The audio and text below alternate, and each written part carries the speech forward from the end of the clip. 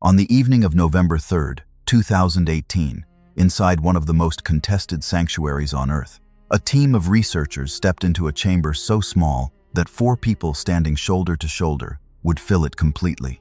The air did not feel empty. It felt occupied, layered, heavy with the residue of centuries that refused to leave.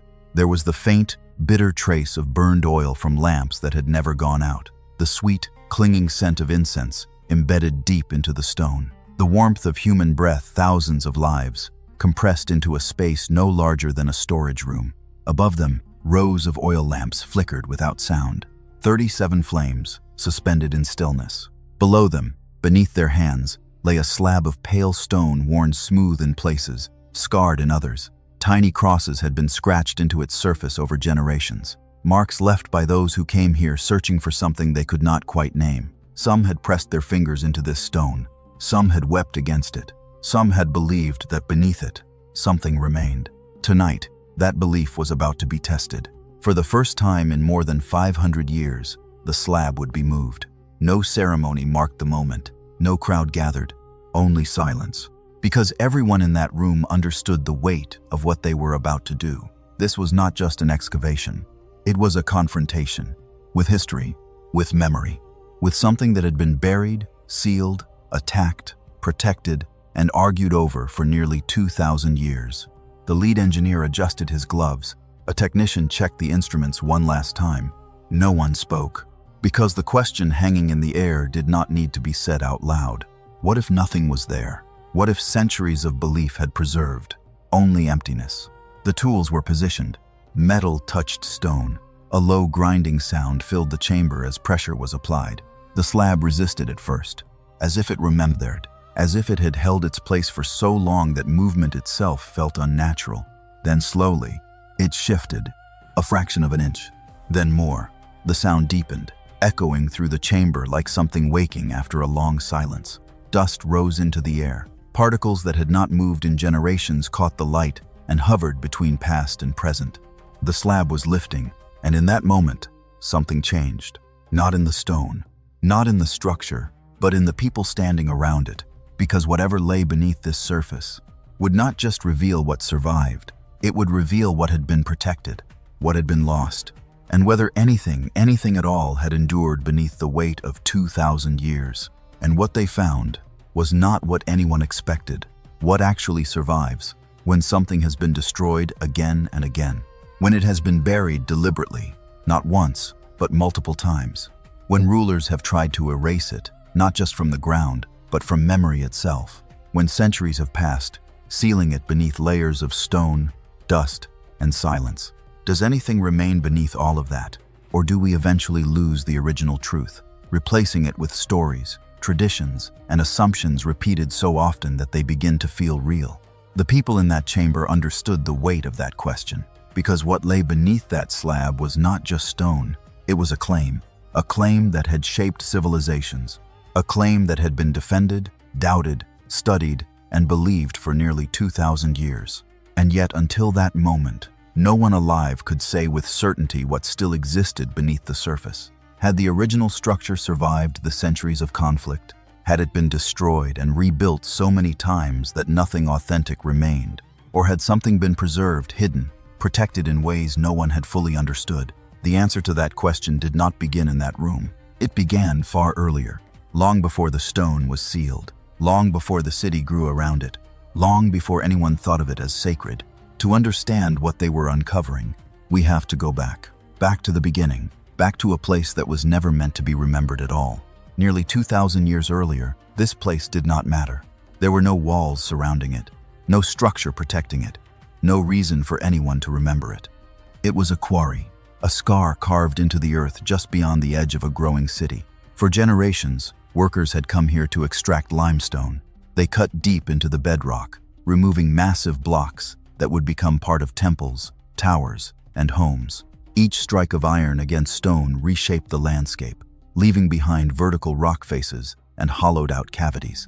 But eventually, the stone that mattered was gone. The quarry was abandoned.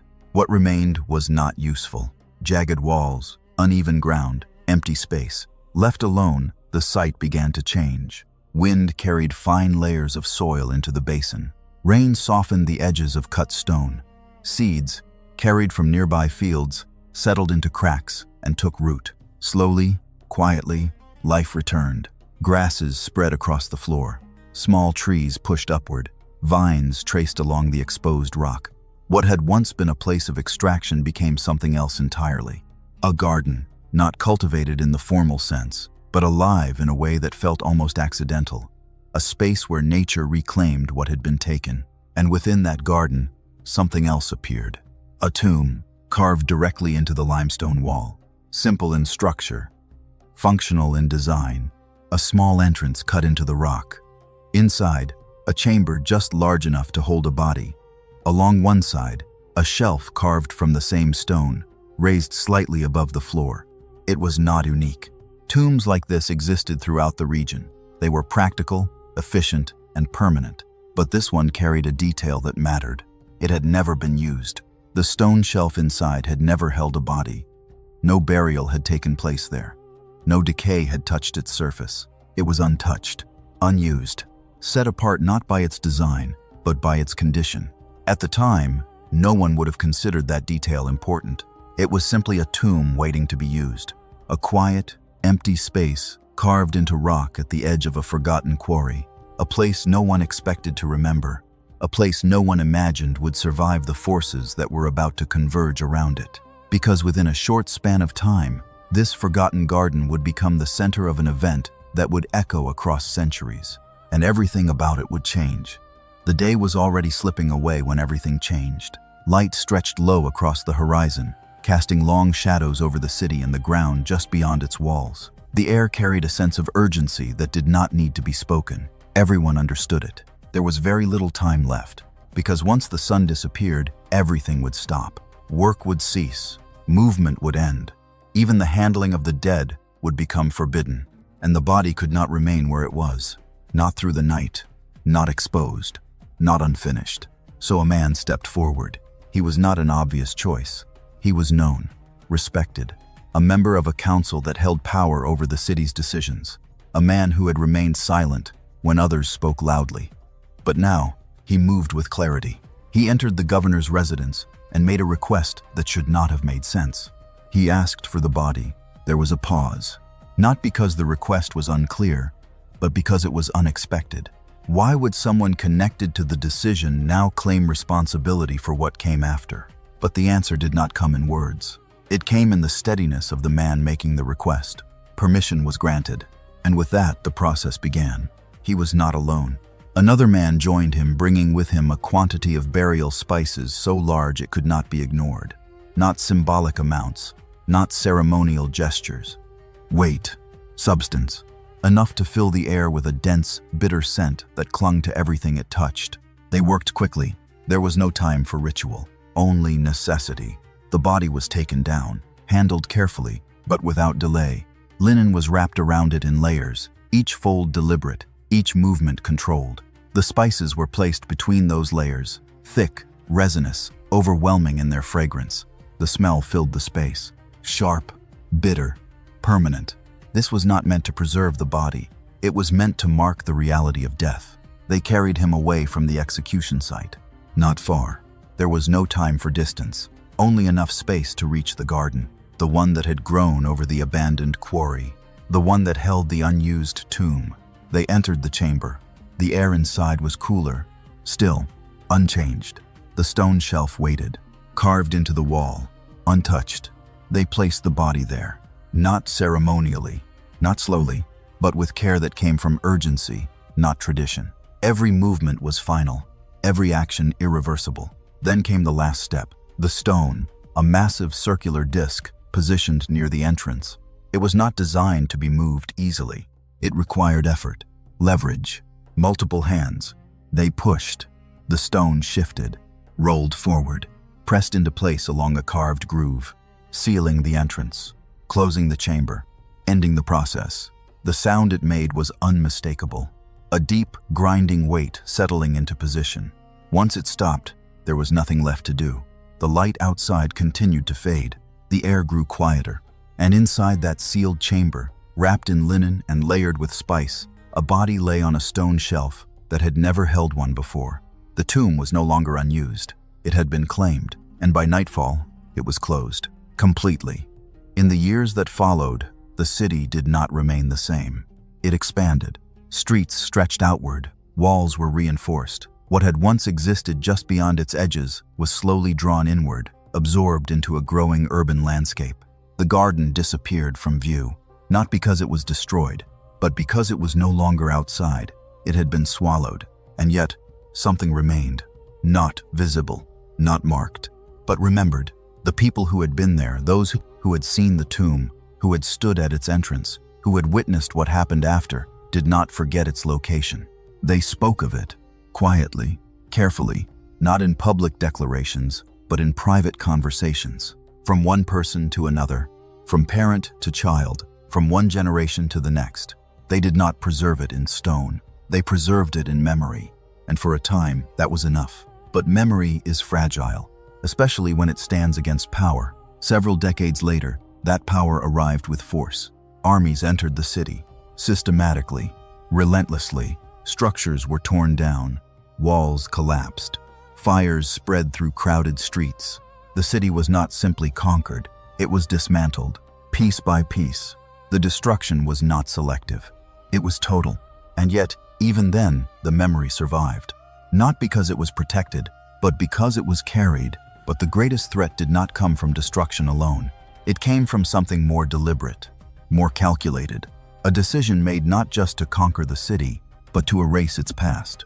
A new authority took control, and with it came a different kind of order. The problem, as they saw it, was not just rebellion. It was identity, the persistence of memory, the continuation of belief tied to specific places. So the solution was simple. Remove the places. The site of the tomb was identified, not publicly, not ceremonially, but precisely. Instructions were given. The area was to be covered, buried beneath layers of earth, rubble, and construction, not destroyed in the open, but hidden, erased from view. Then something new was built over it, a structure that had nothing to do with what had come before. A different purpose, a different meaning, a different narrative imposed over the same ground. If the place could not be remembered, then the memory would eventually disappear, or so it was believed. But memory does not always behave that way. In one account passed down through generations, a woman stood at the edge of that transformation. She had been there before. She knew exactly where the tomb had been. She watched as workers covered it, layer by layer, until the ground no longer resembled what it once had been. She could not stop it. She could not speak openly. She could not preserve it physically. So she did something else. She leaned close to a child, and she told him, not everything, just enough. Where it was, what had happened, why it mattered, and she told him to remember. That was all she could do.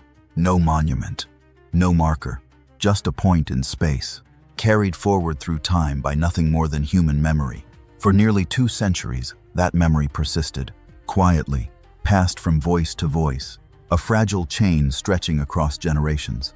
And above it all, unseen beneath layers of soil and stone, the tomb remained, not destroyed, not removed, but sealed, protected by the very act that was meant to erase it. Nearly 200 years passed before the silence was broken. The city had changed names. New structures stood where old ones had fallen. Layers of history had settled over the ground, compressing time into something dense and difficult to separate. But beneath it all, the memory had not disappeared. It had survived quietly, carried forward through generations that never saw the place itself, but knew where it was supposed to be. And eventually, that memory reached someone with the authority to act on it. A new ruler came to power, not one interested in erasing the past, but in uncovering it. He had heard the claims, the stories, the insistence that somewhere beneath the rebuilt city, beneath layers of earth and construction, there remained a site of extraordinary significance. He did not dismiss it. He ordered it investigated. Excavation began cautiously. There were no visible markers to guide the work, no structure rising above the ground to indicate what lay below. Only tradition, only direction, only the fragile chain of memory that pointed to a specific place. Workers began to dig. They removed stone, then soil, then more stone, layer after layer, each one representing a different moment in time. collapsed debris from earlier destruction, fill material deliberately placed to conceal what was beneath, fragments of structures that no longer existed above ground. The deeper they went, the more the air changed, cooler, heavier, as if they were moving into a space that had been sealed away from the world above. Then it happened. A sound, subtle at first, different from everything that came before. The tools struck something that did not respond like packed earth or solid rock. It echoed, hollow. The workers stopped. They struck again. The sound returned, clear, resonant, unmistakable. There was empty space beneath them. Excitement moved through the group, but it was restrained. Care replaced force. Hands replaced tools. They cleared the remaining layers slowly, brushing away dirt that had not been disturbed in generations. And then, piece by piece, an opening emerged, not constructed, not assembled, but carved directly into the bedrock. A chamber, small, simple, and within it, a shelf cut from the same stone, exactly as described, exactly where it had been remembered. For nearly 200 years, the site had been buried beneath layers of intentional concealment, and yet it had survived, not because it had been protected in the traditional sense, but because it had been sealed away from everything that could have destroyed it. The act meant to erase it had preserved it. The discovery changed everything, because now the memory was no longer the only thing that existed. There was physical evidence. Stone, space, structure, something that could be seen, touched, and confirmed. But what had survived beneath the earth would not remain untouched for long, because history does not move in a straight line, and preservation is rarely permanent. For a time, the discovery seemed to settle the question. The site had been found. The chamber was real. The carved shelf, the entrance, the surrounding rock, everything aligned with what had been preserved in memory. Structures were built around it, not to change it, but to protect it. Stone walls rose. A protective enclosure formed. What had once been hidden beneath layers of earth was now placed at the center of attention. People came, not in small numbers, but in waves. They entered the space with reverence, with expectation, with the belief that they were standing at the intersection of history and something beyond it. And for generations, the site remained intact. But history does not pause. It moves. And when it moves, it rarely preserves anything without cost. Centuries later, a different force arrived. This time, not with the goal of covering the site, but with the intent of breaking it. Deliberately, systematically, orders were given. The structures surrounding the chamber were dismantled, stone by stone, not carefully removed, but struck, shattered, reduced. The protective enclosure that had stood for generations was attacked from every side. What had been built to preserve the site was now being taken apart with force. But it did not stop there. The destruction moved inward, toward the chamber itself. Tools struck the stone with purpose, iron against limestone. The sound echoed through the space, sharp and violent, replacing the silence that had defined it for centuries. Witnesses later described the event in absolute terms. They said the site was destroyed completely, that nothing remained, that the chamber had been reduced to fragments, that whatever had survived beneath the earth for 200 years had finally been erased. But those descriptions came from people who saw the surface, who heard the destruction, who experienced the collapse of everything visible. They did not see what lay beneath, because destruction at the surface does not always reach the core. The upper layers of the structure were shattered, walls were broken, the outer shape of the chamber was damaged, but the bedrock, the stone carved directly from the earth, was not so easily removed. It was not assembled. It was not placed. It was part of the ground itself. And even as tools struck against it, even as pieces were chipped away, something remained. Not intact in the way it once had been. Not untouched, but not gone. Buried again beneath rubble. Hidden beneath the debris of its own destruction. For nearly 1,000 years, that question remained unanswered. Had anything survived beneath the violence? Or had the final blow truly erased what centuries had preserved? No one could say for certain, because once again, the site disappeared. Not through careful concealment, but through collapse, covered by the very ruins created in the act of trying to destroy it. And once again, what was meant to erase it may have done something else entirely. After the destruction, there was no clear restoration, no immediate return to what had been. What remained of the site existed in fragments, broken stone, collapsed structures, partially exposed rock that no longer resembled the chamber it once had been. But even in that state, it was not abandoned. It was approached differently, carefully, cautiously, because what could not be rebuilt exactly could still be protected. New structures were raised over the remains, not grand, not expansive, but functional, designed to enclose what was left rather than expose it. The focus shifted from visibility to preservation, and preservation required something specific. Sealing, the surviving portion of the burial surface, the carved stone shelf that had once held a body, was no longer left open. It was covered, not with earth this time, but with stone. A slab was placed directly over it, flat, heavy, deliberate. It was not meant to be moved. It was meant to stay, to shield the surface beneath from contact, from erosion, from the gradual damage that comes from being seen and touched by thousands of hands over time. The act was simple, but its consequences were profound, because once that slab was set in place, the original surface disappeared again, not destroyed, not removed, but hidden beneath a new layer. And then something else happened. Time passed. Years turned into decades, decades into centuries. The structure above the site changed again and again, rebuilt, modified, expanded, each generation adding its own layer of stone, its own design, its own interpretation of how the space should look. But beneath all of it, the slab remained, unmoved, untouched, a barrier between the present and the original. And eventually, even the knowledge of what lay beneath that slab began to fade. People knew the location, they knew the significance, but they no longer knew the condition of what was hidden below. Had the original stone survived? Had it been damaged during the destruction? Was the slab protecting something intact, or covering what was no longer recognizable? No one could answer, because no one opened it. For centuries, the slab remained in place. 700 years, unbroken, unexamined, a silent seal over a question that grew larger with time. And above it, the world continued to change. Structures rose higher, walls thickened, layers accumulated, until the original site was no longer just hidden. It was embedded, encased within a complex system of architecture, history, and belief. A structure within a structure, a core surrounded by layers that few people fully understood. And at the center of it all, beneath the slab, the question remained: what was still there? Over time, the structure built around the site became more than protection.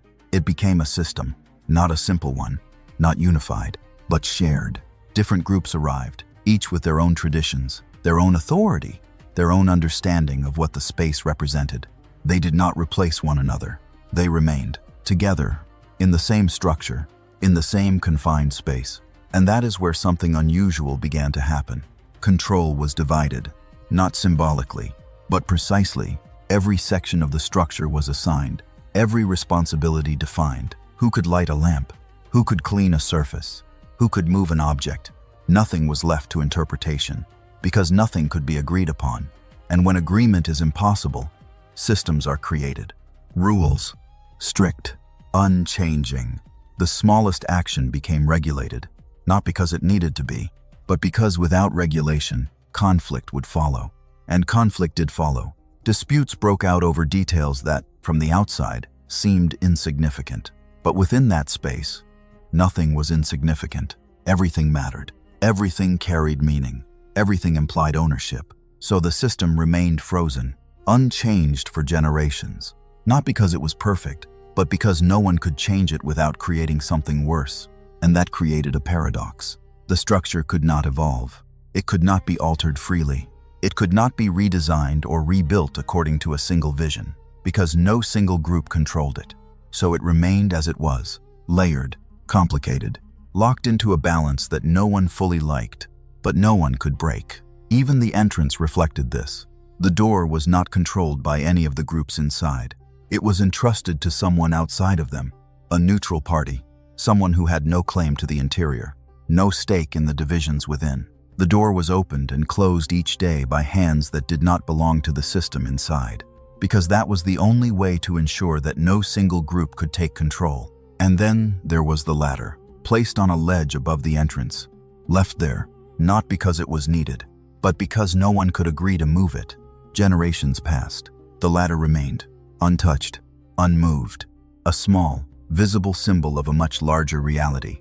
The system was frozen, and yet, that immobility had an unintended effect. It prevented change, but it also prevented destruction. Because if nothing could be altered, then nothing could be removed. Nothing could be replaced. Nothing could be taken apart. The divisions that created tension also created stability. And deep within that structure, beneath layers of marble, beneath centuries of construction and conflict, beneath systems designed to prevent change, the original stone remained untouched. Not because it was actively protected, but because no one could agree on how to access it. The fracture held everything in place, and without anyone intending it, the very thing that should have torn the site apart was the reason it survived. By the early 21st century, the structure was no longer just historic. It was unstable. What had been layered over centuries, stone, mortar, reinforcement, repair, was beginning to fail under its own weight. The damage was not dramatic. There was no single collapse, no sudden break. It was slower than that, more dangerous. Moisture from millions of visitors had seeped into the stone over decades. Heat from candles and lamps had expanded and contracted the materials again and again. Soot had settled into cracks, altering the chemical balance of the surfaces. The structure was weakening from the inside. Small fractures appeared, then widened. Mortar that had held stones together for generations began to crumble. Engineers studying the site reached a conclusion that could not be ignored. If nothing was done, the entire structure could collapse. Not eventually, but within a time frame that could be measured. The risk was real, immediate, and for the first time in centuries, something happened that had never been possible before. Agreement. The groups that controlled the site, who had spent generations unable to agree on even the smallest changes, reached a decision. The structure had to be stabilized, not modified, not redesigned, but saved. A restoration effort was approved. Not symbolic, not superficial, comprehensive. Specialists were brought in, not just historians or conservators, but engineers trained in the behavior of ancient materials.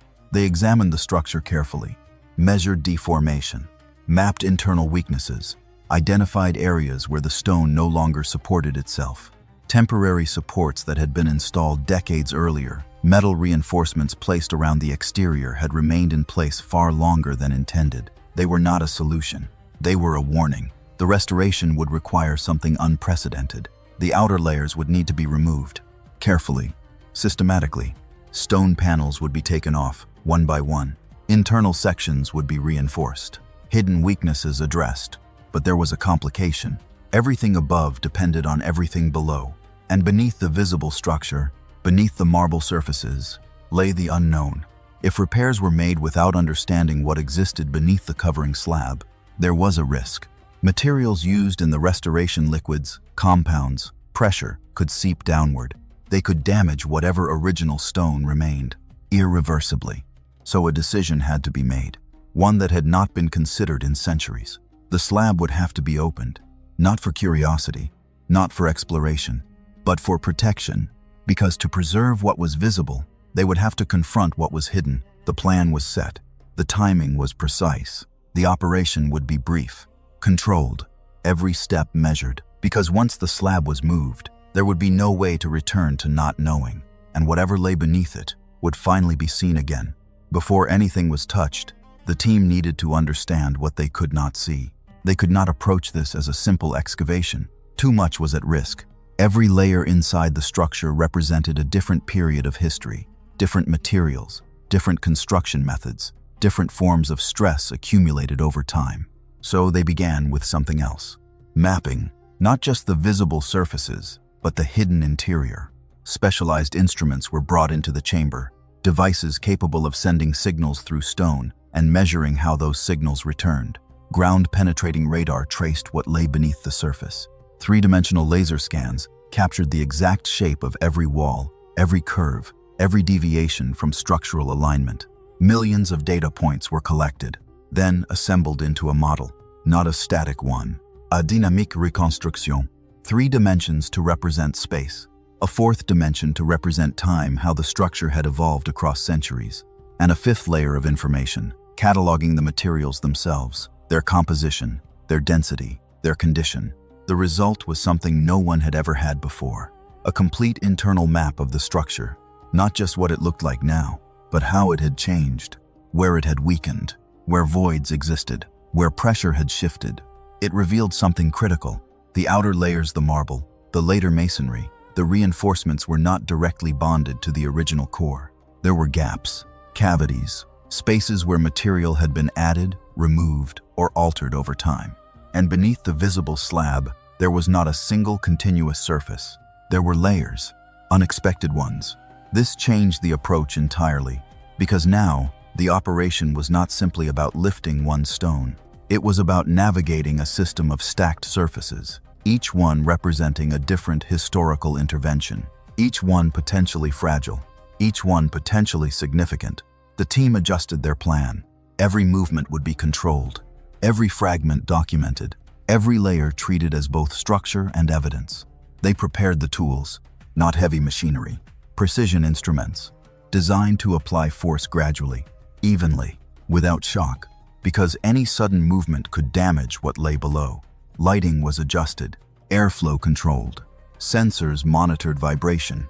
The chamber was transformed from a place of tradition into a controlled scientific environment. And yet, despite all the technology, all the planning, all the data, there was still one thing no instrument could answer: what condition the original stone was in, whether it had survived intact, or whether centuries of pressure, destruction, and reconstruction had reduced it to something unrecognizable. The models could predict, they could estimate, but they could not confirm. Only one action could do that. The slab would have to be moved. And when it was, everything would shift from theory to reality. The chamber was sealed, not in the sense of being closed off, but controlled. Access was restricted, movement was limited. Every person inside understood that what was about to happen could not be repeated casually. Once the slab was lifted, the environment would change.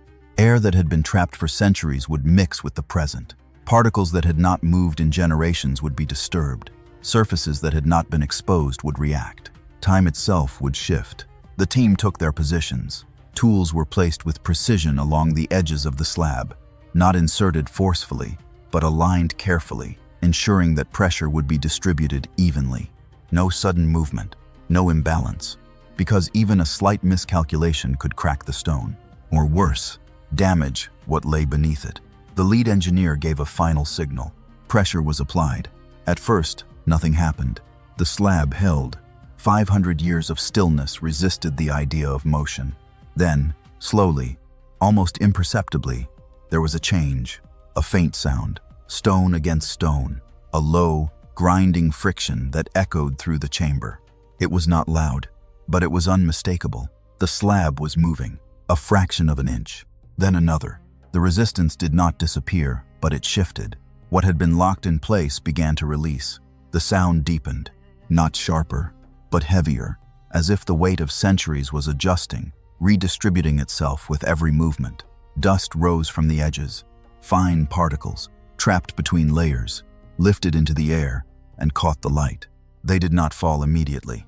They hovered, suspended between what had been and what was happening now. The slab continued to shift, slow, controlled, measured, every movement tracked, every change observed. Then, finally, the seal broke. The slab was lifted, not removed entirely, but displaced enough to expose what lay beneath. The team paused. No one reached in immediately, because what they expected to see was not there. Beneath the slab, there was no immediate bedrock, no clean, solid surface.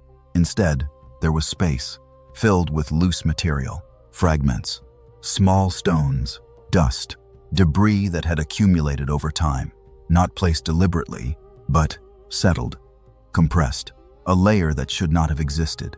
This was not part of the original design. This was history, filling the gap between what had been built and what had been covered. The team adjusted, carefully.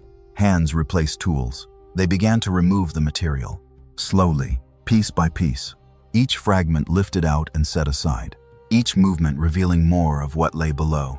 The air grew thicker. The smell changed. Subtle, mineral, ancien, as if something long sealed was beginning to breathe again. Then, beneath the debris, something appeared, flat, structured, not rough, not natural. Another surface, a second slab, darker, older, its edges worn, its surface marked by something that had not been visible for centuries. The team stopped, because this was not expected. The first slab had not been the only barrier. There was another layer beneath it, another seal, and no one in that room knew exactly what lay below it. The operation had just become something else entirely. For a moment, no one moved. The second slab lay exposed beneath centuries of dust and debris, its surface darker, its edges more worn than the stone above it. This was not part of the modern structure.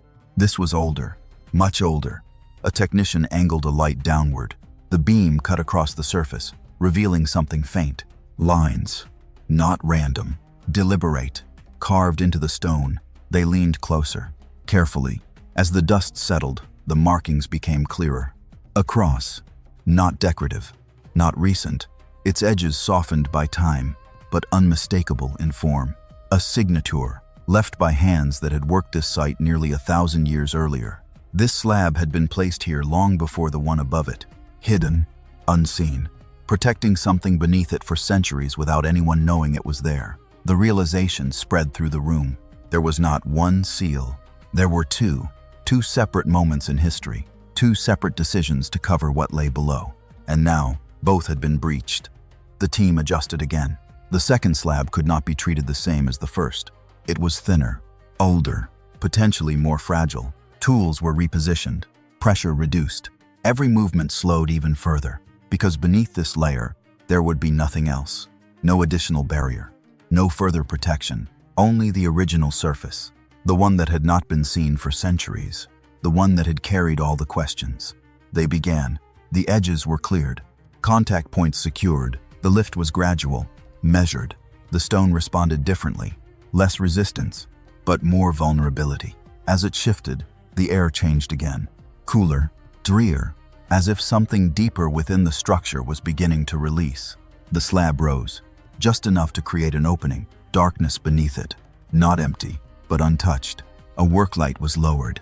The beam entered the space, cutting through air that had not moved in generations. Particles drifted slowly, almost weightless. Then the light found it, not polished, not smooth, but raw, uneven limestone, carved directly from the bedrock. A surface shaped by hand, but not refined. A shelf, integrated into the wall, not placed, not constructed, part of the earth itself. The dimensions matched, the orientation matched. The position along the wall matched. Everything aligned with what had been described. Not in theory, not in tradition, but physically, the original surface was still there. After everything, after burial, after destruction, after reconstruction, after centuries of pressure and sealing, the core had survived. No one spoke. Because the significance did not need explanation, one of the researchers extended a hand. Slowly, carefully, not to disturb, only to confirm. The glove made contact with the stone. Cold, solid, real. The first human touch in hundreds of years. And in that moment, the question that had carried through centuries was no longer a question. It was an answer. What they had seen in that chamber needed more than observation. It needed verification. Because presence alone is not proof. Not in a place where history, belief, and reconstruction have overlapped for centuries. The team collected samples, not from the surface that had just been revealed, but from the material surrounding it. Fragments of mortar, small traces trapped between layers, substances that had been sealed away from light, from air, from disturbance. Each sample represented a moment in time, a point when one layer had been placed over another, and those moments could be measured. In the laboratory, the analysis began, not with assumptions. With physics, the technique focused on something almost invisible. Tiny mineral grains embedded within the mortar. Quartz, common, unremarkable, but capable of recording time. When exposed to sunlight, these grains reset. When buried and sealed in darkness, they begin to accumulate energy. Energy that builds slowly, predictably, over years, decades, centuries. By measuring that energy, it is possible to determine the last time those grains were exposed to light. Not approximately, but with precision. The results came back, and they did not point to a later reconstruction. They did not indicate a medieval modification. They aligned with a much earlier period, the 4th century, the time when the site had first been uncovered after being buried for generations, the time when the first protective structure had been built over the exposed chamber. This mattered because it established continuity. The layer placed in that period was still present, still in position, still aligned with the structure that existed today, which meant the location had not shifted, had not been relocated, had not been reconstructed in a different place. The chain was intact. From the original carving of the tomb, to its burial, to its rediscovery, to its protection beneath successive layers, each stage connected, each layer confirming the one beneath it, not through tradition, but through measurable data. The conclusion was not dramatic. It was quiet, but definitive. The site that had been preserved in memory, the site that had been buried, uncovered, damaged, sealed, and reopened, was the same site, not a replacement, not a reconstruction in a different location. The same physical space, carried through time, and now confirmed, not by belief alone, but by evidence that could be tested, measured, and repeated. The question that had once depended on memory now had something else to stand on, something solid, something verifiable, something that remained beneath every layer that had tried to cover it. After the measurements were complete, after the data had been analyzed and confirmed, the chamber returned to stillness. The slabs were carefully repositioned. The layers were restored. The opening was closed again. But something had changed.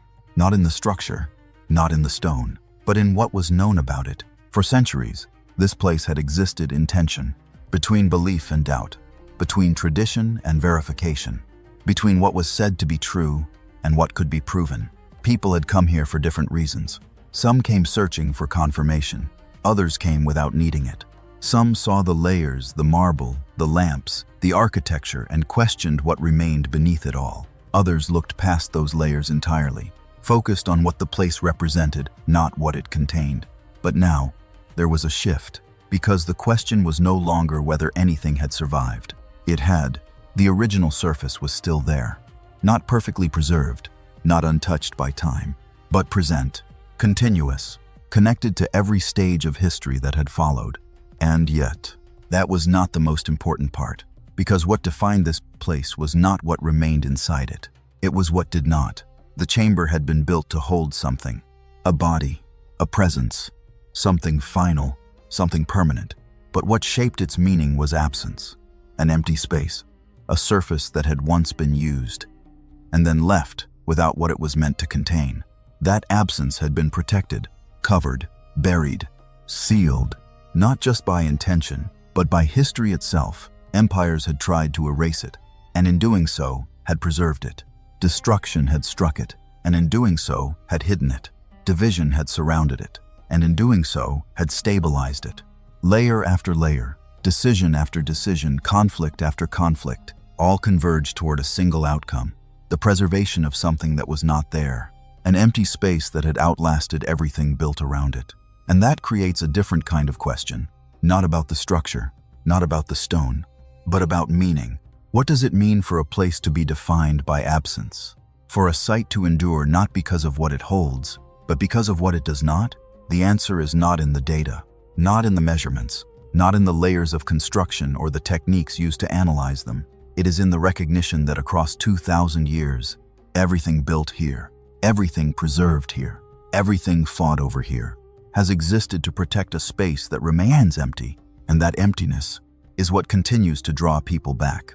The chamber is still there, the structure still stands, the layers, stone, marble, centuries of history remain in place, just as they have for generations. People still enter that space every day. They still lower their heads to pass through the doorway. They still step into the chamber where the air feels different, heavier, quieter, as if time moves more slowly inside it. And beneath everything they see, beneath the surface that has been touched by millions, the original stone is still there, hidden again, protected once more, not because it was meant to be hidden forever, but because what was revealed did not need to remain exposed. The answer had already been found, and now the space returns to what it has always been, not a display, not an exhibit, but a place that has endured every attempt to remove it, every effort to destroy it, every layer placed over it. And yet, it remains. If this story changed the way you see history, if it made you think differently about what survives, and why, then share it with someone who has never heard it told this way. Because what remains beneath the surface is not always obvious. Sometimes it is buried, sometimes it is sealed, and sometimes it is still there, waiting to be uncovered again.